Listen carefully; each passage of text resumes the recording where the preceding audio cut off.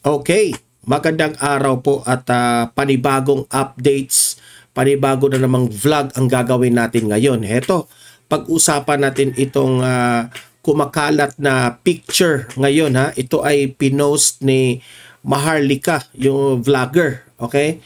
Na itong picture po ni First Lady Liza Araneta Marcos. At kung matatandaan nyo, itong si Marcos Lacanilao, okay? Yung kinontempt ni Bato de la Rosa. Kaya pala, ayan kumakalat yung picture. Ayan, nakasmile silang dalawa. Si Maharlika po ang nag-expose nito. Ayan, kitang-kita nyo naman. Parang nag-breakfast sila dyan. At meron silang selfie. Okay? Mamaya, pag-usapan natin yan. Kaya pala, itong si Cheese Escudero ay hindi pinirmahan yung contempt order ni Aimee at Bato. Huli! Yan pag-usapan natin yan mamaya. Ito, pangalawa nating pag-usapan ay itong DOJ. Nagpa-press conference itong DOJ at itong mga concern nga sa mamamayang Pilipino ay itong mga nangyari pong mga kidnapping, especially dito sa mga Chinese-Filipino businessman. At sila po ay nagsasalita na, itong mga Filipino-Chinese businessman, dahil po dito sa mga pangyayari na kailangan po na sila ng agarang aksyon sa mga nangyayari kasi natatakot na po sila. Okay? At eto, pakinggan natin yan mamaya, yung nagsalita na po itong Filipino-Chinese businessman patungkol dito. Okay? Kasi trending na trending yung topic na yan eh. Okay? Eto, pangatlo nating pag-usapan, itong si Ma'am Hanelet po, yung asawa po ni former President Duterte, no? Na nag-update siya patungkol kay former President Duterte, ni Tatay Digong natin. Mamaya pakinggan natin yan at magre-react tayo dyan. Okay? At itong panghuli nating pag-usapan, pagkatapos na itong ginaril, itong si Kerwin, yung self-proclaimed drug lord, nagpa-press conference itong si Kerwin. Kerwin Espinosa ba yan? Nagpa-press conference. Pagkatapos, dinamay pa niya si Richard Gomez at si Pangulong Duterte. Damay. Dinamay niya sa kanyang sa kanyang press con, okay? Pakinggan natin 'yan bakit nabanggit niya ang pangalan ni Richard Gomez at ni former President Duterte. Itong si Kerwin na self-proclaimed drug lord, okay? So 'yun po ang mga pag-uusapan natin.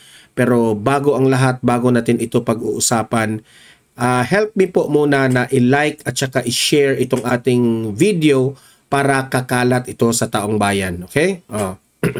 Sabay-sabay muna tayong mag-like and share sa video na ito. 1, 2, 3, go!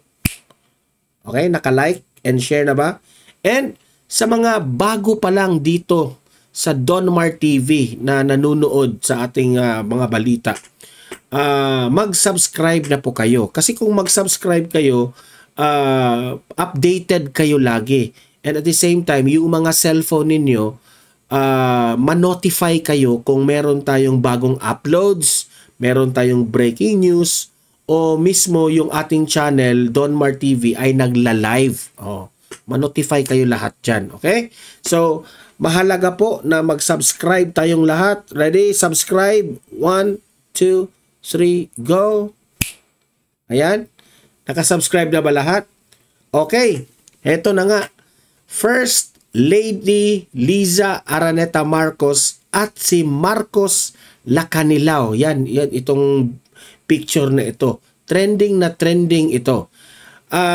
Siguro lumang picture na ito, no? Na magkasama si Marcos Lacanilao at si First Lady Liza Araneta Marcos. Dito sa right side, no, ng picture, medyo parang kasama sila na nag-breakfast. Okay? Dito naman sa kabilang banda ay nag-selfie silang dalawa. Meaning to say, malakas itong si Marcos Lacanilao. Yung mga label dyan, hindi ako ang nagli-label dyan ha. In-screenshot ko lang itong post ni Maharlika. Siya ang naglagay siguro dyan na Marcos Lacanilao. Ayan. Nas Kidnapper. Liza Tanas Kidnapper. Ano yan? Label na yan sa post ni Maharlika. Okay? Sabi dito sa post ni Maharlika, no? Sabi niya dito, ang boss ni Lacanilao ay si Liza Tanas Kidna FFER. Okay? FFER. Panagutin ang mga yawa. Hindi nakapagtataka kung bakit pinalaya ni Kilay, meaning si Cheese Escudero, pinalaya ni Kilay si Lacanilao dahil hawak ni Zatanas ang pisot ni Kilay. Sabi pa dito ni Senator Amy, Amy, ipatawag mo si Liza Tanas na utak ng kidnapping. Yan, sabi ng first, itong si Maharlika, no? Ang pangalan ng kanyang page ay si Buljakan. Okay? Subscribe rin kayo dyan kay Maharlika. Alam nyo, sa totoo lang, kung matatandaan nyo, itong si Marcos Lacanilao, ayan, yung picture ni Marcos Lacanilao, ha? Yung katabi ni First Lady Liza Araneta Marcos. Kinontempt ito ni Senator Bato de la Rosa. Ang reason po bakit kinontempt ito ni Bato de la Rosa dahil sa pagsisinungaling doon sa hearing ng Senado. Okay? At syempre naman, alam rin ni Senator Amy Marcos na halatang halata na itong si Marcos Lacanilao ay nagsisinungaling. Kaya, inaprubahan po ng chairman ng committee na si Amy Marcos, Senator Amy Marcos, na i-contempt yan si Marcos Lacanilao. Okay? So, approved na contempt. By 7 p.m., di umano, dinala na itong si Lacanilao sa kung saan siya i-detain, di ba? Tapos, nakalabas raw ng 9 p.m. sa gabi. Di umano ha, di umano. Nakalabas na. Kasi po, ang nangyari daw, hindi inapprove ng Senate President na si Cheese Escudero. Hindi niya inapprove, kaya na-release itong si Lacanilao. Yon ang istorya niyan. Only to find out, no? 'Di ba, maraming mga haka-haka na itong si Cheese Escudero, siguro inutusan ito ni First Lady Liza Araneta Marcos. Yan ang kumakalat sa sa mga sabi-sabi, sa mga comment section at sa mga vloggers, na inutusan raw ni First Lady Liza Araneta Marcos si Cheese Escudero na i-release itong si Lacanilao. Kaya nakalabas. Kasi hindi inaprubahan yung contempt order. Okay? So, yan po ang storya niyan. So, kayo nang humusga. Ako, hindi ko pangunahan na yan talaga ang nangyari. Pero the picture shows itself na itong sila Lacanilao, malakas pala ito ni First Lady Liza Araneta Marcos. Yan, nagbubukingan na itong mga picture na ito eh. Mag-breakfast pa sila, di ba? So, kaya pala, kung kitang-kita nyo doon, I think naka-break ba sila doon o tapos na ba yung hearing? Lumapit itong si Rimulya kay Bato de la Rosa. Ang analysis natin doon, baka humingi ng tawad na baka pwedeng baguhin ang contempt order ni Lacanilao. Siguro, hindi pinayagan ni Bato. Kailangan talagang i-contempt dahil nagsisinungaling. Halata naman talagang nagsisinungaling. Kasi harap-harapan na yung pangyayari. Ayaw pang aminin eh. Di ba? So, ang nangyari, tumawag siguro may tumawag ha, si Rimulya. Ito yung mga usap-usapan sa social media. Ha? Tumawag si Rimulya sa Malacanang o di Liza. Yan, naka-release. Ganyan sila ka-powerful. Which is, tayo naman taong bayan, this is very unfair. Di ba? Very unfair. So, yun po ang mga, kung totoo itong mga istorya na ito, well, nakakadismaya. Pero kung hindi man ito totoo to, fake news, hindi natin alam, no? Well, let it be. Let it be. Pero, dito sa mga picture na lumitaw na si Maharlika po ang nag-expose nitong mga pictures na ito. Hindi naman siguro ito AI kasi klarong-klaro yan. Kayo na po ang humusga, taong bayan. Kayo na humusga. Ano kayo? Hindi na contempt si Marcos Lacanilao dahil sa utos ni First Lady Liza Araneta Marcos? Nagtatanong tayo. Comment kayo dyan, ha? Anong opinion nyo patungkol dyan? Okay, move tayo dito sa next topic natin. Na, itong press conference ng Department of Justice, si Rimulya. Pagkatapos na nagsalita itong si Rimulya, yung NBI, pagkatapos silang magsalita, kasi po naalarma na yung taong bayan na ito mga Filipino-Chinese businessman natin, ito yung mga punteriya ng mga kriminal na kikidnapin nila. Siyempre, may pera yan, mga mayayaman yan. Tapos, magbibigay yan ng kung anong iutos ng nagkikidnap, di ba? Sila yung target. Nagsalita na sila, itong mga Filipino-Chinese businessman. Kasi po, hindi naman ito nangyari dati. Okay? Nakakatakot na nga.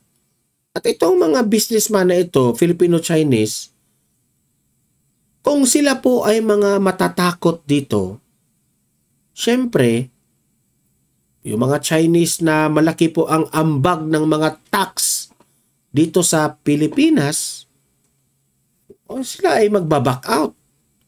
Wala nang mga investors dito sa Pilipinas. So nakakaapekto yan. Okay, bakit may ganyan? Sabi niyo, sabi ni Marvel, sabi ng mga magaling na mga mga sekretary, fake news raw yung mga crimes na lumabas sa social, pati nga itong si Martin Romualdez, sasabihin pa, fake news yung mga lumabas sa balita na crime. Anong fake news? Facebook, we have all the access, update yan. Hindi naman siguro fake news yan kasi every time na mayroong mag-post na mga krimen, nakadetalye yan. Marunong nang mag-research ang taong bayan kung fake or totoo ang balita. So, nababalaka po ang Filipino-Chinese. Siguro, itong press ko ninyo, Rimulya, huwag nyong pa-epal kayong magpa-press ko na para magbuka kayong umaksyon kayo dito sa problema na ito, huwag puros papogi lang sa kamera, Gawin nyo. Tulungan nyo ang Filipino-Chinese na mga community, na mga businessman. Tulungan nyo. Dahil it concerns not only the Filipinos, not only the Chinese, but the entire country. It concerns us. Delikado po tayo dito. So, wag lang puros papugi, pamedya. Umaksyon rin kayo. Ito, pakinggan natin itong isa sa mga nagsalita na mga sa Filipino-Chinese businessman. Ito, panoorin natin. Play. It was par for the course for all of us. So, sa ating, Mr. Pedro, meron kayong gusto sabihin? Ayan.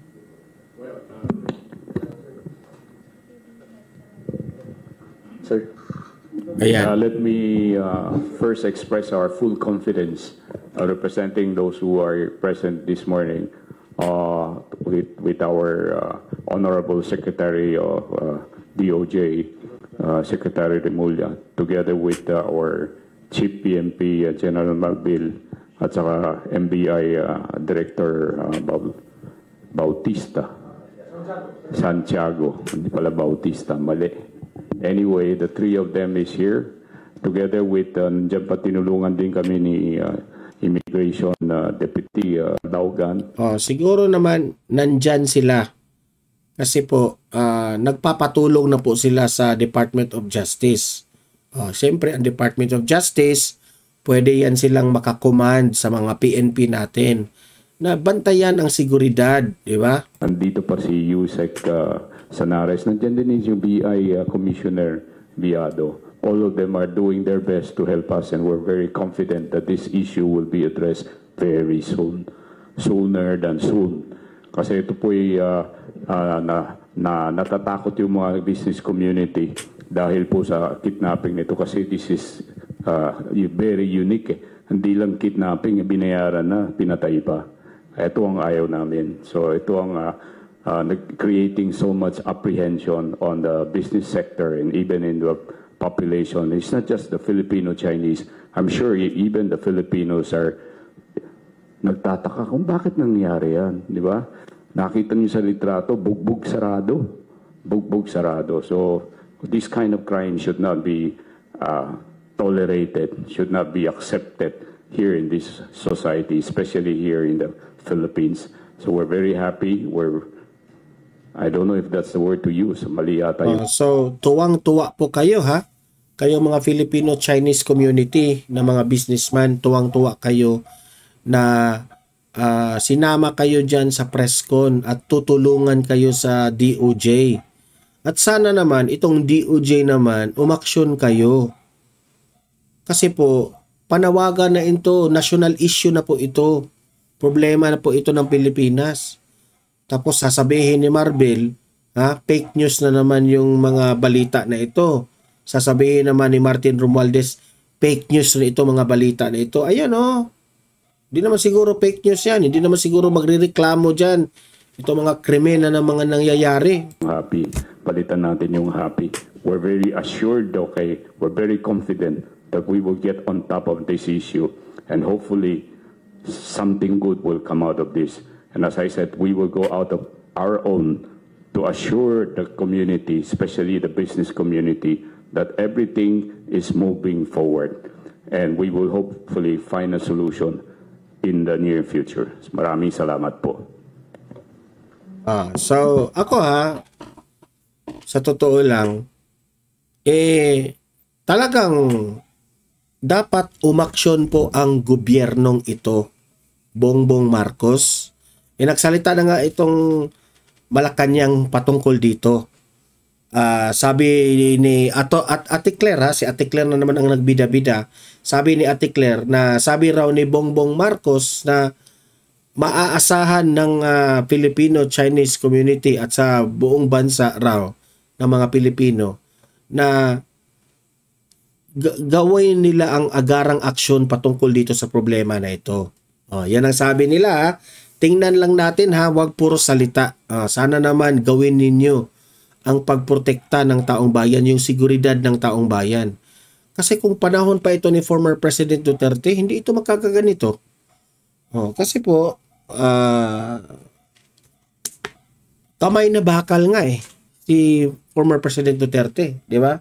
Natatakot. Yan ang sabi ko sa inyo lagi Nung panahon po ni former President Duterte, lagi niyong binatikos si Tatay Digong sa kanyang pagmumura dito sa mga kriminal. Na hindi nyo alam, yung pagmumura ni Tatay Digong may epekto yon. Natatakot ang mga kriminal. Kaya bumaba masyado yung crime rate sa panahon ni Tatay Digong. Tapos pagbibintangan nyo na maraming krimen sa nung panahon ni Tatay Digong, dahil yun, transition kasi yun. Na kailangan niyang gawin yun para sa mga Okay, kasi kung hindi nyo sasampulan itong mga abusadong Pilipinong mga kriminal, hindi naman sila magsusurrender dyan. Di ba? So, I hope kayong mga taga Malacanang, kayong mga taga PNP, DOJ, tulungan po natin ang mga Filipino-Chinese community na mga businessman. Kasi po, nakaka-apekto rin ito sa ating ekonomiya. Kasi yung mga businessman, takot na sila. And it will affect sa kanilang business and it will affect our tax also. Malaki ang ambag nila sa community natin. Okay? So, dapat talaga ang pagbigyan ng pansin ito. Okay? Ito, punta tayo sa next topic natin. Itong si Ma'am Hanelet Avancenia na nag-update po patungkol kay former President Duterte dyan sa The Hague. Okay? So, pakinggan po natin at magre-react tayo dito. Play. Kuan lang ma'am, kanang simple lang. Okay lang siya everyday na God has been so gracious, 'di ba? Ang God's grace, we do not even if we do not deserve it, 'di ba? He continues to give us it's being renewed every day. Labaw na sa ato ang mga Christians katong mutuo Ginoo.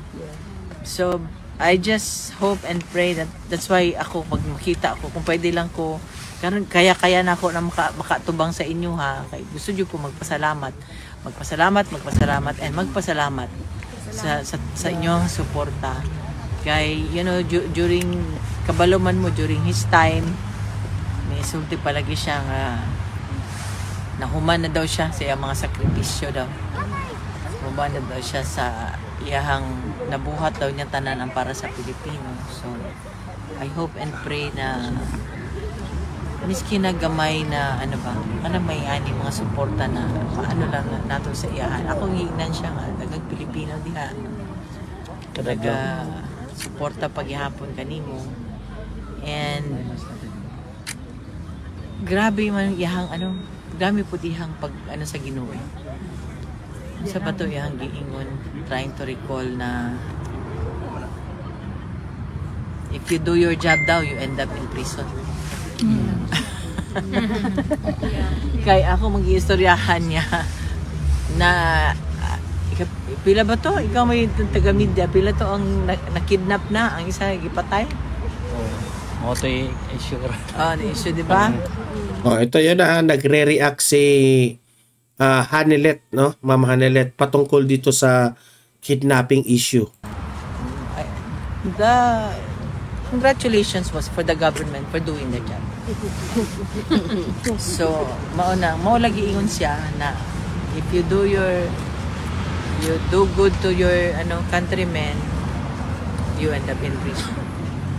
So, let's just continue praying for him. Pray lang. Kabalo mo jud ko na. Naay candlelighting unya mamato ka. Maadto. Support para mga almost mga 200 or asa to dili no? Dili ma'am dito sa ICC. Sa ICC. Asa man to Sa ICC og dinhak sa court man ito ma'am sa may court sa gawas. katong naay taas na building. So there will be candle lighting, no, na gaganapin nila, tapos pupunta naman si Ma'am Hanelet. Ay ako alas 11 ko ulit. Pwede magpa-update ma'am sa pag-abot nila Mayor Basti o si Kong Pulong. Wala pa ko kabalo. Hindi pa ko gina-finalize pa. Pero gina-finalize pa kay kampanya po dapat dito. So, ma'am, na kay mensahe sa karon sa PDP o sa grabe. Nihangyo gyud siya. Kay wapo man ang resulta sa Davao, nihangyo gyud siya nganong 8 lang daw. Sa PDP. Pulo. Dili sa survey 8 magsakit siya nga 8 lang na tanan daw PDP, sulod daw ninyo. Lahat ng PDP ipasok ninyo. Yan ang panawagan ni Tatay Digong sa atin na dapat talagang makapasok lahat ng mga PDP. 10 yan. Yan nakalagay diyan, no.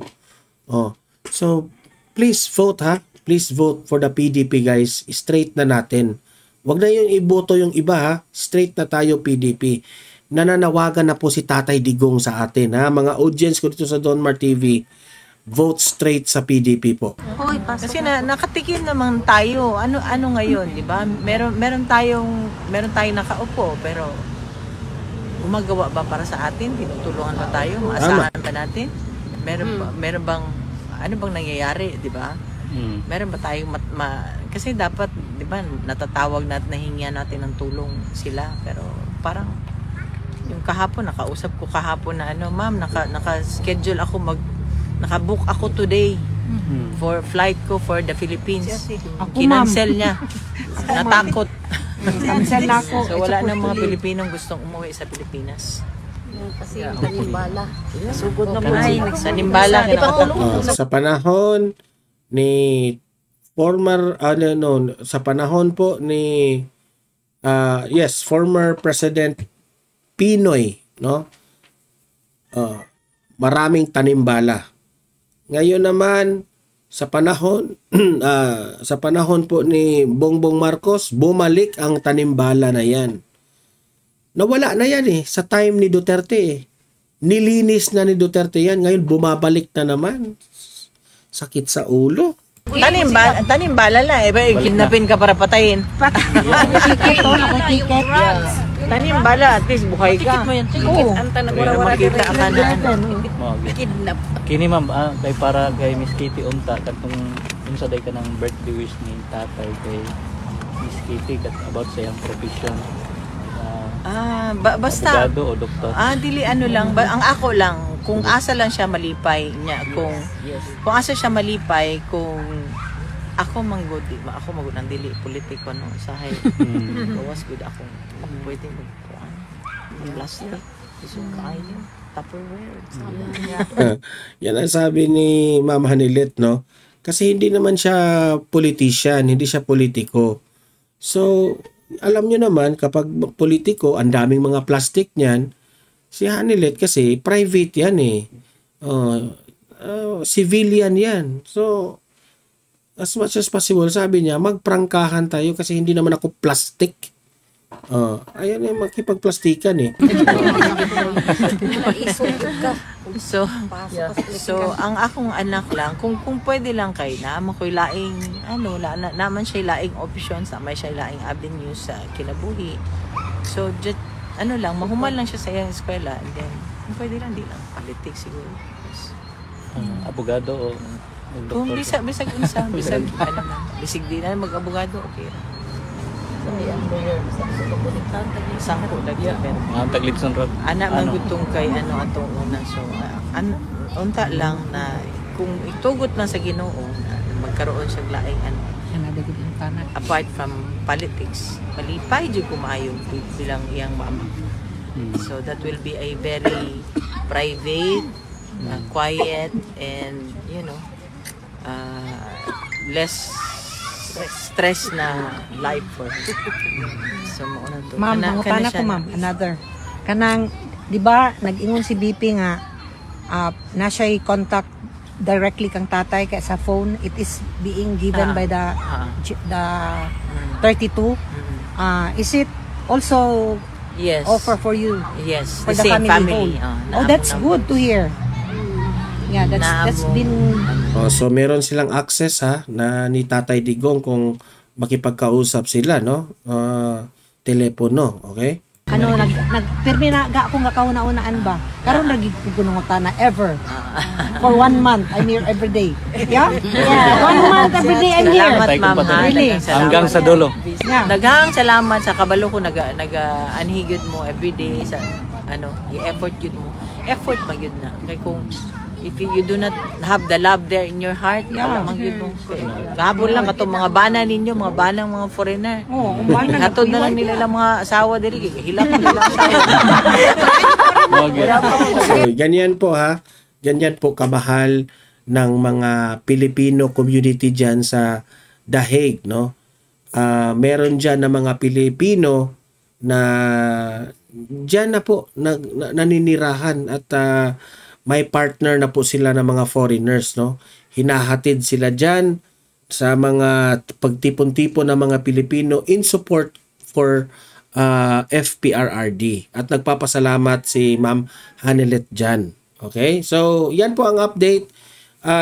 Medyo okay naman si Tatay Digong, and I hope na yung mga maraming mga gamot niya ay na okay na yun. Yung problema ni Senator Bongo, di ba? Nabanggit kasi ni Senator Bongo doon sa Senate hearing na nagkaproblema nung hindi po binigay o hinatid nila yung gamot ni Tatay Digong na sobrang dami.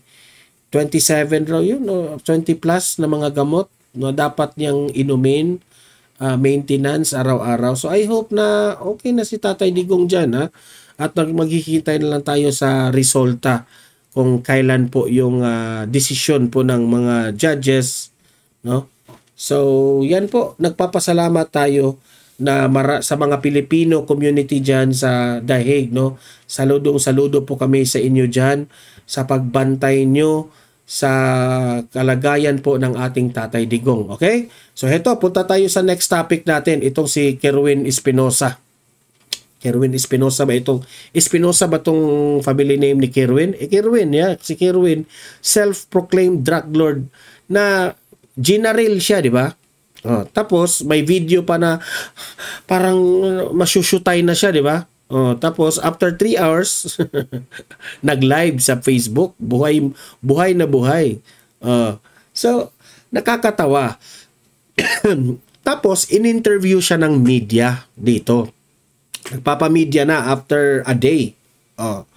Binanggit yung pangalan ni Richard Gomez at si former President Duterte. Bakit nadamay ang pangalan nitong si Richard Gomez at si Tatay Digong? Bakit? Ano ba ang nangyari dyan? Bakit ka ginaril, no? At dinamay mo pa, nabanggit mo pa ang pangalan ni Richard Gomez at ni Tatay Digong, ha? Nagagalit ka ba? Heto, pakinggan natin, ha, ang kanyang interview sa media. Na biktima, hindi lang nag-file ang kaso, pero ako, kahit saan mapunta, filean ko sila ng kaso. Sir, nabanggit mo yung kinalaman nila sa drug war. Ano ba yung nalalaman mong ginagawa nila ng drug war? Itong mga tao na to? Yung hinuhuli tapos hindi makita ng ilang araw. Pagdating ng panahon, makita na bulagta na. Kung hindi, sa operation, by bus operation nila, sasabihin nila na lumalaban kahit walang kalaban-laban yung tao. Kasi itong si Richard Gomez at si Arisa, yung bata niya, maka-Duterte kasi. Tao talaga yan ni Presidente Duterte noon. Ano ngayon kung tao yan ni Duterte? Bakit? Pero galit ka ba? Galit ka ba kay Duterte? Bakit ka galit ni Duterte na ginawa lang naman ng trabaho ng pulis at that time? Di ba? Tapos na yun eh. Binanggit mo pa. Ano bang kainaugnayan ni Richard Gomez at ni Duterte dyan? Masakit ang nangyari sa amin. Kasi akala namin wala na kaming makitang liwanag. I hope lang na hindi nyo pagbibintangan na naman ito, patungkol na naman ito sa past history mo, no? Na nangyari po sa inyo panahon ni Tatay Digong. I hope naman hindi kayo namimintang. Baka sasabihin nyo naman na ang nagpapajaril dyan may kinaugnayan yan sa mga kalaban mo. Di ba? O meron pa bang mga nagagalit sa inyo? Hindi natin alam, di ba? Kaya huwag tayong mag-speculate ng pauna, okay? Na hindi naman natin nakukonclude dyan, okay? Ano ka? Careful ka sa mga pagpa-press con, Kerwin, ha? Humingi ka ng payo ng mga lawyers mo. Mayor, sa nangyari, kumusta po yung Sa ngayon, na nangyari na ganito na na binaril ako, wala akong takot na itigil ang pangampanya ko. Tuloy ang pangampanya ko dahil ang ano ko sa taong bayan dito sa lungsod ng Albuera, itaya ko ang buhay ko para sa kanila.